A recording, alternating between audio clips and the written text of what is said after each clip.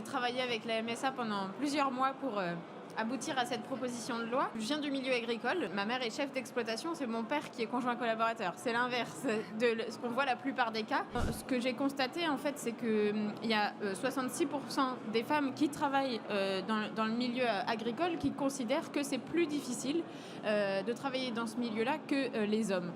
Ensuite, j'ai constaté aussi qu'il y avait dans certains syndicats agricoles, dans des organisations, des groupes de femmes qui se constituaient pour pouvoir justement parler de cette difficulté-là d'être une femme dans le milieu agricole. Et puis, la MSA sort son livre blanc sur la place des femmes en agriculture. Et donc là, je me dis, c'est l'occasion. J'ai tous les outils sous la main pour pouvoir avoir un débouché aussi législatif. J'ai proposé donc cette loi que j'ai travaillée donc en concertation avec la MSA, avec des agricultrices, des groupes de femmes, etc. Il y a deux aspects à cet enjeu-là. Le premier, c'est un aspect social. Il faut lutter contre les inégalités entre les femmes et les hommes. C'est un aspect aussi, je dirais, environnemental, puisqu'on constate qu'il y a de plus en plus de femmes, quand elles s'installent en agriculture biologique, une manière de produire qui respecte la nature et l'environnement. Il y a un sujet autour de la parité, notamment dans le comité d'homologation du matériel agricole. En fait, c'est aussi des choses qui remontent du terrain, c'est-à-dire que certaines femmes vont dire que le matériel agricole n'est pas adapté à un gabarit féminin.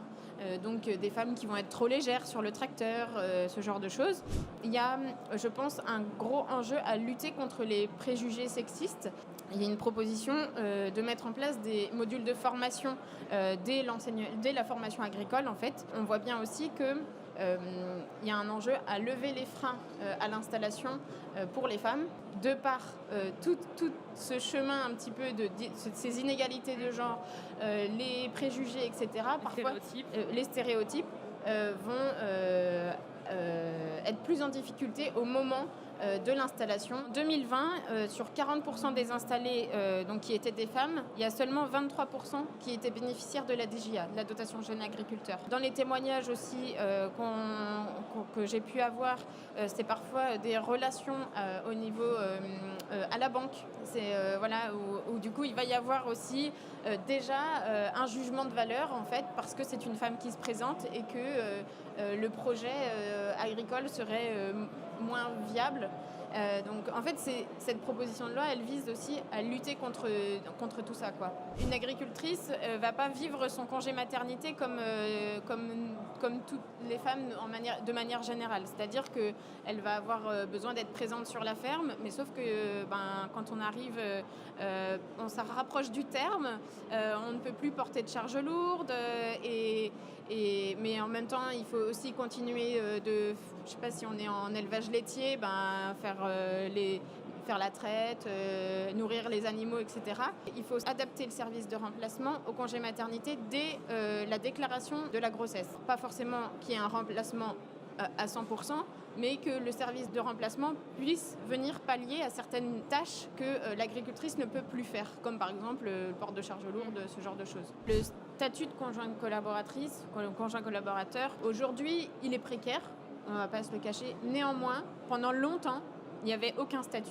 C'est vrai que ce n'est pas le statut idéal, il n'empêche qu'il a permis à certaines femmes d'être visibles. Toutes celles qui n'ont pas de statut, elles sont invisibilisées. C'est-à-dire qu'elles vont faire les tâches administratives, elles vont aller s'occuper des animaux, parce que c'est souvent les femmes qui vont s'occuper des animaux. Il y a encore des femmes qui n'ont pas de statut, il faut aussi qu'elles en aient un. Soit elles sont salariées, on a les structures EARL, GAEC, vu que le GAEC entre époux existe aussi.